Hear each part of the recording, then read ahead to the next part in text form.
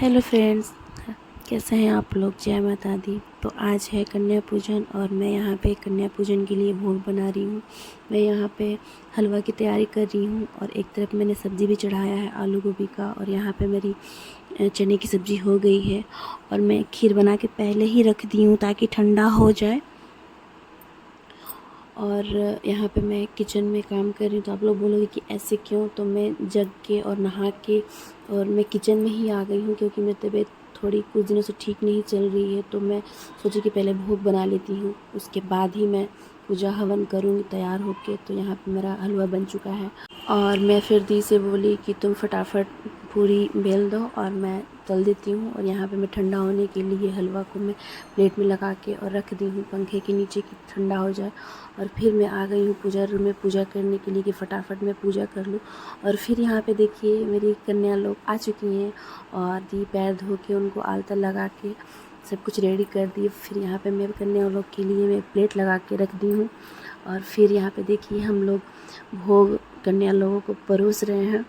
इतना मतलब जल्दी जल्दी करना पड़ा कि क्या ही बताएं। और सेवा में सब लोग लग चुका है, हमारे सर जी भी हैं, दी भी है और जिया जी भी हैं और मैं भी हूँ।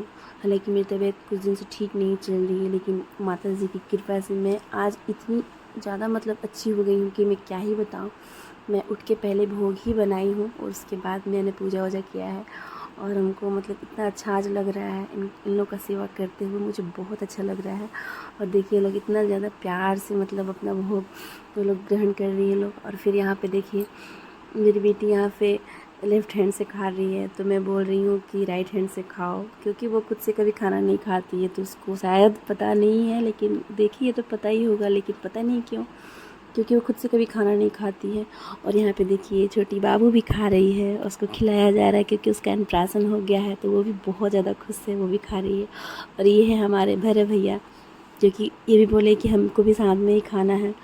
तो हुआ यूँ कि मतलब कन्याओं को हम लोग 9 ही बोला था, लेकिन भगवान माता रानी की कृपया बोले जो भी बोले मतलब 11 हो गई हैं।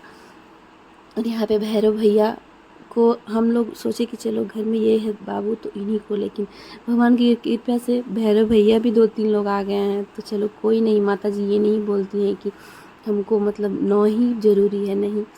तो फिर यहाँ पे अब आ गया है माता जी लोग का, कन्या लोग का विदाई का समय। तो यहाँ पे हम लोग माता जी का खोइछा हम लोग दे रहे हैं और हम सभी परिवार हम लोग मिलजुल के कर रहे हैं। और इतनी ज़्यादा अच्छा लग रहा है ना, मतलब क्या ही बताएं। इनका सेवा करते हुए इतनी ज़्यादा मतलब शरीर में लग रहा है ना कि कुछ अलग ही चल रहा है। ऐसे तो मेरा शरीर मतलब कुछ दिनों से, क्या हमको लग रहा है कि 8 दिन से मेरा शरीर काम नहीं कर रहा है, मैं बस बेड पे ही पड़ी रहती थी। लेकिन आज हमको इतना अच्छा लग रहा है, जैसा लग रहा है कि हमको कुछ हुआ ही नहीं था। और यहाँ पे देखिए कन्याओं लोग का हो गया।